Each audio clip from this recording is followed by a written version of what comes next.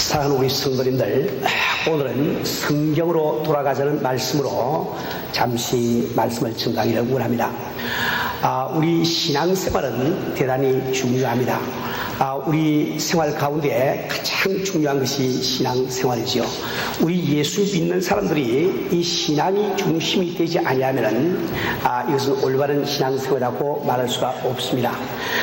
우리가 신앙생활을 하면서 내가 교회를 지금 다니고 있지만은 신앙생활을 내가 하고 있는 많은 생활 가운데 한 가지라고 생각하시는 분이 계시면은 그분은 스스로를 속이고 계신 분입니다. 왜 그런가? 우리 신앙생활의 목적이 무엇입니까? 첫 번째로 우리 신앙생활의 목적은 우리의 생명을 하나님의 손에 맡기는 것입니다. 우리 생명을 하나님의 손에 맡긴다는 이것을 우리가 다른 말로 영생을 얻는다, 영생을 받는다, 이렇게 우리가 표현을 하고 있는 거죠. 우리 사는 우리 성도님들, 내가 만약에 영생이 있다고 생각하지 않는다고 하면 예수 믿을 필요가 없어요. 내가 만약에 나의 생명을 맡아주실 살아계신 하나님이 안 계시다고 우리 생각한다고 하면 그 사람은 예수를 믿을 필요가 없는 겁니다. 내가 예수를 믿노라고 하면서 그것이 진실되게 믿지 아니하면 나는 스스로 속이는 자가 되고 마는 겁니다. 이 성경 말씀은 하나님이 세상을 이처럼 사랑하사 독생자를 주시니 이는 저를 믿는 자마다 멸망치 않고 영생을 얻게 하려 하십니다. 우리 하나님께서 자기의 독생자를 십자가에 매다시기까지 하시면서 우리 주님께서 살을 찢고 피를 흘리시기까지 하시면서 그분께서 원하신 것은 바로 우리에게 영생을 주기를 원하신 겁니다. 그 영생 때문에 이 성경은 다 기록이 되어 있고 영생 때문에 우리가 참 이렇게 신앙생활을 우리가 하고 있는 겁니다. 그렇기 때문에 우리가 만약에 신앙생활을 하면서도 교회를 다니면서 우리 신앙생활을 소홀하게 생각하는 사람은, 이 생활의 일부라고 생각하는 그 사람은 내가 정면으로 나도 알지 못하는 가운데 하나님 앞에 도전을 하고 있거나 그렇지 않다고 하면은 자기의 유일무이한 생명을 아주 소홀하게 생각하는 이런 사람이 되고 말겠습니다. 뿐만 아니라 우리가 구원을 받고 난 다음에도 우리는 왜 신앙생활을 열심히 합니까? 우리가 주님의 은혜로 말미암아 죄 사함을 받고 이 영생의 선물을 받았을 때 그 사랑이 너무너무 감격스러워서 우리는 온 마음과 뜻과 목숨을 다해서 주님을 사랑하며 신앙생활을 열심히 하기를 원합니다. 그뿐만 아니라 이 성경 말씀은 반드시 우리가 하늘나라에 갈 때 그리스도 앞에서, 그리스도의 심판대 앞에서 상급받을 그날이 있는데 우리는 정말 이 믿음의 작품을 만들기 위해서 이 신앙생활을 하고 있음을 우리 성도들 눈이 들어서 알고 있는 겁니다. 우리 사랑하는 우리 성도들, 우리는 정말 이렇게 중요한 우리 신앙생활을 우리가 하고 있기 때문에 우리는 신앙생활에 대한 올바른 기준을 잘 알고 있어야 되겠어요. 무엇이 올바른 신앙이고 어떤 것이 올바르지 아니하는 신앙인지, 우리 신앙인으로서 무엇을 해야 되며 무엇을 안 해야 되며, 우리 신앙인으로서 어떤 생활 태도를 가져야 되며 어떤 생활 태도를 갖지 말아야 되며, 이 신앙의 우리의 기준을 올바르게 가지 못하게 되면 우리는 이 중요한 신앙생활에 실패를 하게 되고 말 것입니다. 우리 사는 우리 성도님들, 우리는 잘못된 자를 내가 가지고 있으면 내가 아무리 그 자를 가지고 죄인다 할지라도, 측정을 한다 할지라도 참 이렇게 그 측정은 올바른 측정이 되질 못합니다. 아마 여러분 가운데 목사님 같은 사람은 체중에 대해서 이미 포기를 하고 말았지만은 아직도 체중에 많이 관심이 계신 분들은 다이어트를 하시면서 자기 체중이 얼마나 줄어드는지 참 관심을 많이 가지고 가질 거예요. 그런데 어느 날 이제 참 샤워를 하고 나오시는데 그 앞에 이렇게 저울이 있어 탁 올라서 봤더니 어제까지 75파운드였는데 지금 65파운드밖에 안 나가면은 얼마나 마음이 참 기뻐하겠습니까? 그 참 기쁘게 나오는데 참 이렇게 다른 그 아들이나 딸이 이야기하기를 마음이 좀 위로하기 위해서 내가 그 저울을 갖다가 한 10파운드 앞으로 좀 당겨놨지요. 이렇게 이야기한다고 하면 얼마나 우리 마음에 섭섭한 생각이 들겠냐 말입니다. 아무리 내가 저울에 몸을 달아봐도 저울이 올바르지 못하면은 올바른 측정은 할 수가 없는 거예요. 우리가 정말 우리 신앙생활을 잘하고 있는지 잘 못하고 있는지 이것을 우리가 판단하기 위해서 우리는 반드시 올바른 바른 신앙생활의 기준이 무엇인지 이것을 분명히 알고 있어야 되는 겁니다. 이 신앙생활의 기준에 대해서 천주교가 말하는 것과 우리 개신교, 신교가 말하는 것이 조금 차이가 있습니다. 천주교에서는 이렇게 말씀을 하세요. 이 성경이라는 것은 우리 신앙의 제일 기준이다, 제일 기준이다 이렇게 말씀들을 하게 됩니다. 그런데 우리 개신교에서는 이야기하기를 이 성경이라는 것은 우리 신앙의 유일 기준이다 이렇게 이야기를 하는 거예요. 우리가 제일 기준이라고 말하는 이 말과 유일 기준이라고 하는 이 말 사이에는 조금 차이점이 있습니다. 우리가 천주교에서 말하는 대로 이 성경은 신앙생활의 제일 기준이라고 이야기할 때는 성경도 우리 신앙생활의 기준이 되지만 그 성경 위에 다른 기준도 있을 수 있다는 것 뜻이 그 속에 포함이 되어 있는 거예요. 그래서 이 천주교에서는 이 성경만 우리 신앙의 기준으로 삼을 뿐만 아니라 또 이 교황이 공식적으로 하는 그 이야기도 신앙의 기준으로 삼게 되는 겁니다. 뿐만 아니라 오늘까지 교회에서 해내려온 전통도 그들의 신앙의 기준으로 삼게 되는 거예요. 우리 성경 말씀에는 우리가 예수의 이름으로 아버지께 기도하게 분명히 되어 있는데 왜 성경을 보시는 그분들이 마리아에게 이렇게 기도를 하게 될까요? 그분들이 성경을 몰라서 그렇게 할까요? 이 성경을 갖고 있지만은 그들이 마리아에게 기도하는 것을 인정하는 것은 교회가 오늘까지 그렇게 해왔기 때문에 그 전통을 인정을 한다 말이에요. 그래서 그런 기준을 다른 기준을 갖고 있기 때문에 이 성경 말씀하고 맞지 않는 것도 그대로 신앙 활동이 지속이 되는 것을 우리는 보게 되는 겁니다. 우리 성경 말씀에는 사람이 한 번 죽는 것은 정한이지요. 죽은 다음에는 심판이 있다고 말씀하고 있습니다. 인간이 인간의 생명이 이 육신의 생명이 끝나고 나면은 인간에게는 다시 구원받을 기회가 주지 않는 거예요. 그런데 왜 이 천주교에서는 죽은 식구를 위해서 그들을 구원하기 위해서 미사를 드리면서 예배를 드리게 되냐 말입니다. 왜 같은 성경을 보면서도 그들은 그렇게 하고 있을까요? 그것은 그들이 전통을 인정하기 때문에 그렇게 되는 거죠. 그러나 우리 그 신교 생활, 우리 우리 개신교에서는 이 성경을 우리 신앙의 유일 기준이라고 이야기를 하게 되는 거예요. 이 성경 외에는 어떤 기준도 없음을 우리 개신교에서 이야기를 하게 되는 겁니다. 그렇기 때문에 어떤 위대한 종교 지도자가 참 말을 했다 할지라도 그 말씀이 성경 말씀과 부합되지 않으면 우리는 그 말씀을 신앙의 기준으로 인정을 할 수가 없습니다. 우리가 수백 년 동안 교회에서 해내려온 일이지만은 성경을 다시 보았더니 그게 틀렸어. 틀려면은 우리는 반드시 그것을 고쳐야 되는 것이 이 개신교의 신앙 정신이다. 이렇게 이야기를 할 수가 있는 겁니다. 그러면 오늘 우리는 이 성경 말씀이 왜 어떻게 우리의 신앙의 그 유일 기준이 되고 있는지 그 이유를 오늘 본문 말씀은 두 가지로 지금 설명을 하고 있습니다. 첫 번째 한 가지는 성경은 하나님의 감동으로 된 것이다. 다시 말하면 성령의 감동으로 쓰여졌기 때문에 우리 신앙의 유일 기준이 된다고 말씀을 하고 있어요.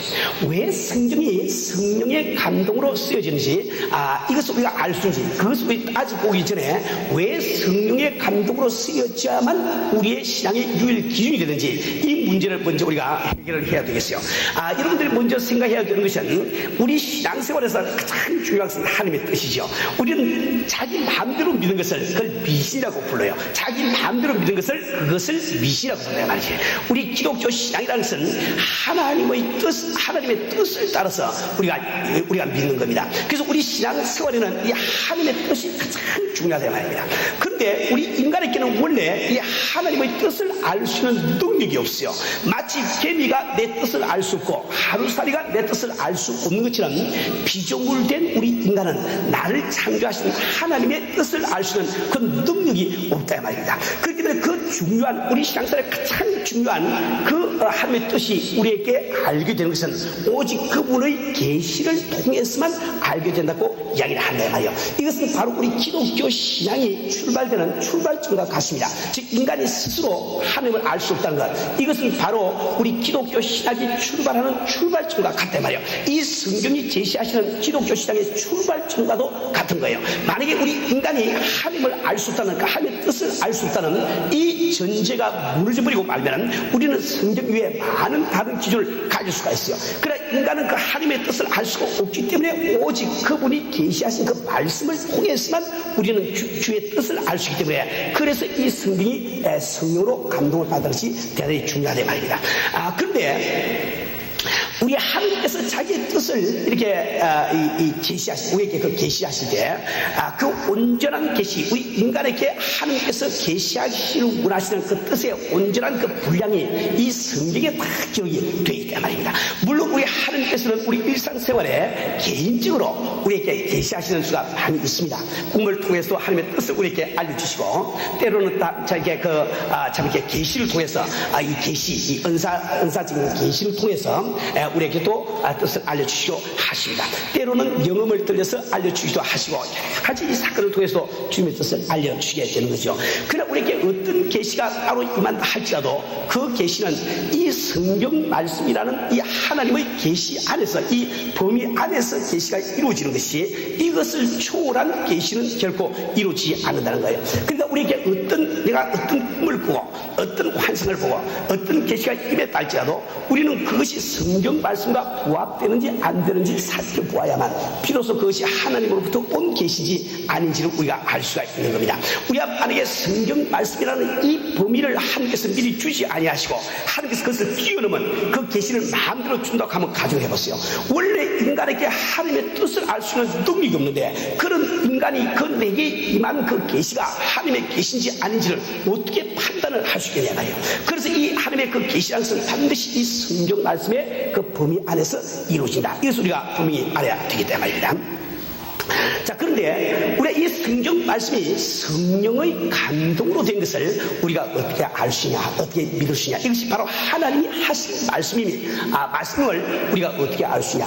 여기에는 두 가지 이유가 있습니다. 첫 번째 한 가지는 물론 그 외에도 다른 이유가 많이 있지만은 중요한 두 가지 이유가 있어요. 첫 번째 한 가지는 이 성경 말씀에 기록되어 있는 모든 예언이 성취된 것을 보아서 이 성경 말씀은 바로 하나님의 말씀입니다. 즉 다시 말하면 이 성령의 감동으로 된 것임을 우리가 알 수가 있습니다. 우리가 잘 아는 대로 이 성경 말씀은 대부분이 예언의 말씀으로 되어 있어요. 그 예언이 크게 두 가지로 되어 있는데, 첫째 한 가지는 예수 그리스도에 대한 예언입니다. 또 한 가지는 이스라엘이라는 그 나라를 중심으로 이 세계 역사에 대한 예언이 이 성경에 기록이 되어 있단 말입니다. 그래서 이 구약 성경에는 우리 예수님께서 한 여자의 후손으로 이 세상에 오실 것, 아브라함의 씨로 이 세상에 오실 것, 유다 지파에서 나오실 것, 베들레헴에서 태어나실 것, 그분이 이 세상에서 어떤 기적과 이사를 행하실 것인지, 그분의 사역이 어느 곳부터 시작이 될 것인지 낱낱이 다 기록이 되어 있습니다. 그분께서 어떤 가난과 불안 가운데서 정말 생활할 것인지 다 기록이 되어 있습니다. 그분이 비록 복음을 전하지만 사람들이 왜 그것을 받아들이지 않을 것인지 다 성경에 기록이 되어 있어요. 이 성경 말씀에는 심지어 우리 주님께서 이 세상에 오셔서 참 사람에게 침뱉음을 당하시고 뺨을 맞으시고 갈대로 희롱을 당하시고 그 겉옷을 벗겨가지고 제비 뽑는 그 사건까지 전부 다 예언이 되어 있단 말이에요. 우리 참 이 성경 말씀에는 우리 주님께서 이 세상에 오셔서 십자가에 못 박히시며 그분께서 다 이루도다 말씀하시는 그 마지막 말씀까지도 이 성경에는 다 기록이 되어 있고, 우리는 신약 성경을 통해서 역사를 통해서 그 예언들이 낱낱이 전부 다 이루어진 것을 우리는 알 수가 있는 거예요. 그렇기 때문에 우리는 정말 이 하나님의 말씀이야말로, 이 성경 말씀이야말로 하나님의 말씀임을 우리가 믿을 수가 있는 거예요. 그뿐만 아니라 이 성경 말씀에는 참 이렇게 세계 역사에 관한 모든 예언이 나와 있습니다. 세계 역사를 다 기록하고 있는 것이 아니라 그 세계 역사 가운데서 일어날 수 있는 중요한 줄거리들이 다 이렇게 성경 말씀에 기록이 다 되어 있습니다. 특별히 오늘날 이 20세기 후반기에 주님 오시기 전에 이 세상에서 일어날 많은 일들이 성경에 기록이 되어 있는데, 그것이 하나하나 이 역사를 통해서 다 이루어졌음을 우리는 다 알고 있습니다. 이 역사상에 참 이렇게 하나님께서 계시해 주신, 즉 예언하신 그 말씀 가운데 이루어지지 않은 것이 아무도 없다 말입니다. 램지라는 아주 유명한 성경학자가 있어요. 이분은 원래 성경학자가 되기 전에 이분은 고고학 학자였어요. 그 고고학학자로서 이 성경의 기록이, 이 성경에 있는 그 말씀들이, 예를 들어서 사도행전 같은 데 나오는 그 기록들이 역사성과 관계가 없다, 실제로 역사를 연구해보는 도무지 맞지 아니하는 것이 나올 것이다. 그래서 그 성경 말씀이 잘 못됐다는 것을 증명하기 위해서 이 사람은 고고학을 시작했어요. 그래서 아주 참 이렇게 참 참 이 성지를 중심으로 해서 그 사도 바울이 다닌 그 모든 곳을 다니면서 참 땅을 파보고 이렇게 그 참 이 공학적으로 연구를 했는데 그 사람이 참 해보니까 땅에서 나오는 유적마다 전부 다 자기가 잘 못 알고 있었던 지식을 바로 잡아주고 이 성경에 기록되어 있고 역사가들이 말한 것이 틀리고 이 성경이 말씀하시는 그 역사가 올바르다는 것을 발견했단 말이야. 그래서 그런 참 이 믿음을 가지게 되고 아주 유명한 그 성경학자가 된 것을 우리는 알게 되는 겁니다.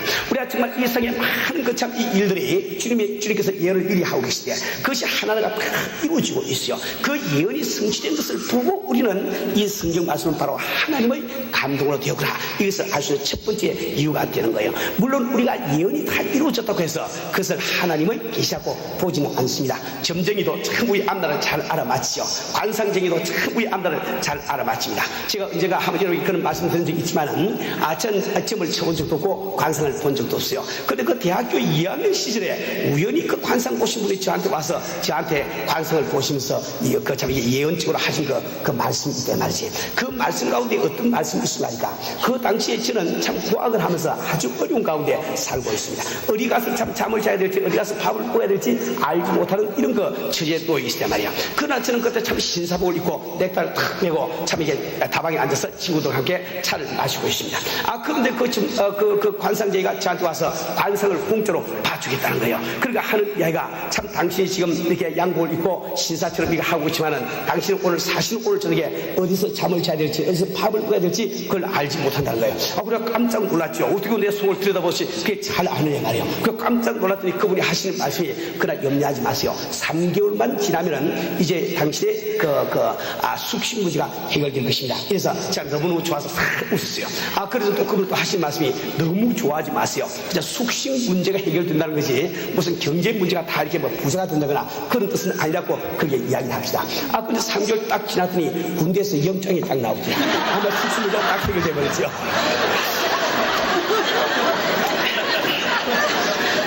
그렇다고 해서 그 사람이 지금 하나님의 계시에 의해서 그런 말을 하고 있는 것은 아니다 이 말입니다. 우리가 정말 이 성경 말씀이 예언으로 되어 있지만 그 예언이 이루어짐으로 하나님의 말씀이라고 하는 데는 또 다른 한 가지 이유가 있다 말이에요. 그것은 무엇인가? 바로 이 성경이 가지고 있는 통일성을 가지고 우리가 이야기할 수 있습니다. 이 성경이라는 것은 여러분이 잘 아신 대로 약 1500년 내지 1800년에 걸쳐가지고 약 40명 이상의 다른 사람들이 이 성경을 각기 기록을 했어요. 그래서 66권이라는 그 다른 책들이 모아서 한 권의 성경을 이루고 있단 말이지. 그러니까 1600년 내지 600년 내지 1800년 동안에 40명이 넘는 다른 사람이 책을 기록을 했으니까 그 자기 책이 각기가 돼야 되겠는데 이 책은 마치 한 사람이 쓴 것처럼 한 가지 주제를 가지고 아주 조직적으로 참 이렇게 잘 그 책이 있게 적히는 것을 우리는 발견을 하게 됩니다. 물론 그 주제는 우리 주 예수 그리스도시요. 우리가 66권을 다 공부를 함으로 말미암아 우리 주님의 온전한 모습을 바라볼 수 있도록 이 책은 주님의 이 부분을, 저 책은 주님의 저 부분을 다 기록해서 66권을 다 볼 때 우리 주님이 이렇게 일하신 분이고 이렇게 역사하신 분이다, 이거 우리가 다 알게 돼 있단 말이야. 다시 말하면 약 1600년 내지 1800년에 걸쳐서 40명 이상이 기록한 이 성경 말씀이지만 그 배후에 어느 누가 이 책을 기획을 하고 계획을 하고 쓰게 하시는 것을 우리가 알아야 되지 않습니까? 그 정도는 우리가 머리를 쓸 줄 알아야 되는 거예요. 그래서 이 성경 말씀은 우리 신앙의 유일주의다, 이렇게 말씀을 하게 된단 말입니다. 뿐만 아니라 이 성경 말씀이 우리 신앙생활의 유일주의라고 드린 이 말씀은 만약에 이 성경 말씀이 영적 문제만 다루고 우리 일상생활은 다루고 있지 않다고 하면은 우리 영적 문제는 이 신앙을 이 성경을 기준으로 우리 생각을 하겠지만은 나의 일상생활, 나의 가정 문제, 자녀 문제, 사업 문제, 건강 문제, 이런 것은 우리가 다른 기준을 가지고 우리가 생각을 해야 되겠는데 이 성경 말씀은 오늘 본문 말씀이 말씀하시라 이 성경 말씀은 우리의 영적 문제뿐만 아니라 우리 신앙생활에 일어나는 모든 문제에 대해서 기록이 되어 있다고 성경은 말씀을 하고 있습니다. 우리 신앙인들은 내 생활 전체에서 이 성경을 유일 기준으로 삼지 않고는 우리가 올바른 신앙생활을 할 수가 없다 말입니다. 우리 사랑하는 그리스도인들, 근데 오늘날 우리의 현실은 어떠합니까? 우리는 정말 정말 신앙생활을 할 때 나의 모든 참게 어기나 모든 것이 그 기준이 이 성경 말씀으로 지금 기준이 돼서 우리는 그 뜻과 의견을 가지고 있냐 말이에요. 우리는 많은 뜻과 의견을 가지고 이렇게 판단도 하고 저렇게 판단도 하며 이렇게 행하기도 하고 저렇게 행하기도 합니다. 그런데 그 기준이 되고 있는 것이 과연 지금 성경 말씀을 우리가 지금 하고 있느냐, 그렇지 아니하는 다른 기준들을 우리가 갖고 있는지 이것을 우리가 살펴봐야만 되는 겁니다. 그걸 우리가 알지 못한다고 하면, 살피지 않는다고 하면 아무리 열심히 달린다고 할지라도 열심히 뛴다 할지라도 이렇게 참 올바른 신앙생활은 도무지 불가능하게 되기 때문에 우리 사는 우리 성도님들, 우리는 이 성경 말씀 말고 우리가 흔히 쓰는 그 판단의 기준이 무엇인지 이것을 우리가 잘 알아야 되겠습니다. 알고 우리 생활을 되돌려보고 반성할 줄 우리가 알아야 되겠어요. 우리가 흔히 쓰는 우리의 판단 기준은 인간 이성이라는 것이 있습니다. 우리는 성경 말씀을 토대로 하지 않고 내가 이미 가지고 있는 이 이성을 가지고 무엇을 자꾸 판단을 한다 말이에요. 그래서 그 이성 가지고 판단을 하기 때문에 이 성경 말씀에서 내 이성으로 도무지 받아들일 수 있는 것들이 많이 있으니까 그걸 제쳐두고 믿으려고 하거나 혹은 그것을 안 믿으려고 하기 때문에 교회 팔은 뛰었지만은 정작 영성은 받지 못하고 살아계신 주님을 만나지 못하고 실망 가운데 교회 밖으로 나가는 사람을 많이 본다 말이에요. 또 뿐만 아니라 교회를 계속 나오고 있지만은 생명을 얻지 못한 가운데 그저 주일마다 교회를 이렇게 나오는 것이 신앙생활 전부다인 줄 알고 허송세월하는 분도 계시단 말이에요. 우리는 정말 이성을 나의 기준으로 삼는 것이 아니라 정말 하나님의 말씀을 기준으로 삼고 모든 의견을 가지며 생각을 할 줄 알아야 됩니다. 여러분이 지금 많은 지금 판단을 하고 있어요. 참 교회에 대한 판단도 여러분 하고 계시고 예수님의 것이 어떤 것인지 여러분이 다 판단을 하고 계십니다. 하나님이 어떻게 하신 분이고 어떤 분이신지도 판단을 다 하고 있어요. 내 옆에 앉아있는 형제 자매가 잘 믿는지 잘 모르는지 이것도 지금 판단을 하고 있습니다. 우리가 구역 예배 같은 데 구역 예배에서 이렇게 예배를 드리는데 이것이 잘 드리고 있는지 안 드리는지 이건 다 판단을 하고 계시단 말이에요. 근데 그 판단의 기준이 뭐냐 말이에요. 여러분이 이 성경 말씀을 지금 토대로 판단을 하고 있으니까 자기 이성을 중심으로 판단을 하고 있는 말이에요. 우리는 만약에 이성을 중심으로 우리가 판단을 하려고 하면 우리는 실패자가 되고 맙니다. 내가 지금 올바르다고 생각하는 그 판단이 틀린 판단일 수가 얼마든지 있는 거예요. 우리가 인간 이성 말고 우리가 흔히 쓰는 또 판단의 기준이 뭐가 있을까요? 그건 전통입니다. 내가 참 이러한 그 교회에서 자랐기 때문에 나는 저런 교회에서 자랐기 때문에 내 성경 말씀하고 관계없이 내가 자라온 그 배경 때문에 내가 가지는 많은 의견들이 있단 말이에요. 그 의견을 가지고 우리는 신앙생활을 얼마나 지금 판단을 많이 하고 있습니까? 내가 지금 해온 그 전통뿐만 아니라 여러분 통계적인 숫자를 또 이렇게 여러분 그 신앙 판단의 기준으로 삼는 분들이 참 많이 계세요. 많은 사람들이 이렇게 예수 믿고 있는데 그게 다 틀릴 수가 있단 말인가? 틀릴 수가 있다는 거예요. 이 성경 말씀은 틀릴 수가 있다는 것을 전제로 지금 하고 있는 겁니다. 그래도 여러분 그 어떤 것도 여러분이 신앙 판단의 기준으로 삼으시면 안 돼요. 어떤 사람들은 자기의 성품을 또 이렇게 또 신앙 판단의 기준으로 삼으시는 분들이 계시거든요. 나는 그 은혜교회 같은 그 박수 치고 그 찬송하는 그 마음에 안 들어. 막 통성기도하는 거 뜯고 기도하는 거 도무지 내 마음에 안 들어. 이런 그 말씀을 하시는 분도 들어 계시냐 봐요. 그런데 그것이 성경을 기준으로 한 판단이야. 당시의 성품을 지금 기준으로 한 판단이야. 여러분 잘 생각을 해보셔야 되는 거예요. 저는 지금 여러분에게 이 성경 말씀은 이런 소리를 지르고 기도하고 박수를 치면서 항상 찬송하고 그렇게 하라고 되어 있다. 이 말을 좀 하고 있는 것이 아닙니다. 이 성경 말씀에는 우리가 고요하게 기도할 때도 있다고 말씀이 되어 있어요. 또 우리가 기도할 때 소리를 높여서 기도하라고도 또 성경이 되어 있단 말이에요. 우리 이 성경 말씀에 따르면 우리가 음숙하게 찬양을 드릴 그때도 있지만 우리는 손뼉을 치면서 기쁨으로 또 찬양 드릴 때도 있단 말이에요. 내가 가진 자존심과 교만을 버리기 위해서 억지로 찬송을 부르면서 내가 손뼉을 치면서 찬양 드려야 되는 이런 그 원리도 성경에 나와 있는 거예요. 우리가 정말 이 신앙생활을 할 때 내가 지금 판단의 기준을 올바르게 가지 못하면 나는 달려도 올바른 길로 가지 못하는 것을 우리가 알아야 됩니다. 우리는 정말 성경으로 돌아가서 성경 말씀대로 신앙생활하는 이것을 우리가 배워야 되는 겁니다. 정말 내 옆에 좀 꼴보기 싫은 또 형제 자매가 있든지 또 참 너무너무 그 형제 자매가 내게 잘 못하기 때문에 요것만 내가 용서 못해가지고 참 내가 시험에 들은 이런 성도님들이 있습니까? 그건 당신 성품이요 당신 상식이지 성경 말씀은 그렇게 안 돼 있지 않습니까? 형제가 참 이런 번씩 7번을 잘못해도 용서해 주라고 되어 있는 것이 그렇잖아요. 우리가 정말 이것을 내 몸처럼 사랑하고 되어 있는 게 아닙니까? 우리 사랑하고 있습니다. 우리는 정말 성경 말씀으로 돌아가는 이 신앙생활을 우리가 해야 되겠습니다. 우리가 정말 이 성경 말씀으로 돌아간다는 것이 참 중요한 것은 정말 우리는 신앙생활을 하면서 쓰러지고 넘어지는 신앙생활을 하기 원치 않지요.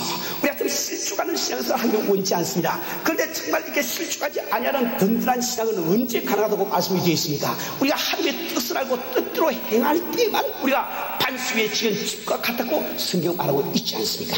우리 성도들 내가 시험에 들지 않기 위해서 넘어지지 않기 위해서 우리는 이 성경으로 돌아올 줄 알게 되어 있어요. 이 성경 말씀에 모든 축복이 참 우리에게 기록이 되어 있지만 그러나 성경 말씀을 우리가 주의 뜻을 알고 주의 뜻에 순종할 때 그 축복이 임한다고 되어 있지 않습니까? 우리는 정말 하나님의 살아계심을 알기 때문에 그분의 능력을 알기 때문에 그분의 축복으로 살기를 원해요. 그러나 그 유일한 길은 성경으로 돌아가는 그 길밖에 없다 이 말이에요. 우리 성도들 우리가 가진 모든 성경을 버리시고 우리 다시 한번 성경 말씀으로 돌아가는 이런 되시길 주여 축원합니다.